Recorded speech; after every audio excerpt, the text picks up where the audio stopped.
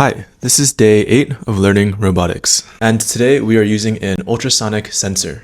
This is a distance sensor that uses echolocation, and you can see on the sensor that there are kind of two of these metal knobs. One is a transmitter that sends out sound waves, and one is a receiver that detects sound waves when they bounce back. And the receiver is able to do this because it's made of a material that generates voltage whenever it vibrates, aka whenever it detects sound waves. You can use the Arduino to tell the sensor to emit sound waves, and then the sound waves go to whatever is in front of the sensor and bounces back. So it essentially just measures the time it took for the sound waves to go to and from whatever target is in front of the distance sensor. And we can then use this time measurement to calculate distance using the speed of sound. So to demo this, we will be using this humble carrot. Great source of beta carotene and a great object for the sound waves to bounce off of. So here you can see that the sensor detects the carrot about 20 centimeters away. I move the carrot right up next to the sensor, and the sensor now reads around 2 centimeters.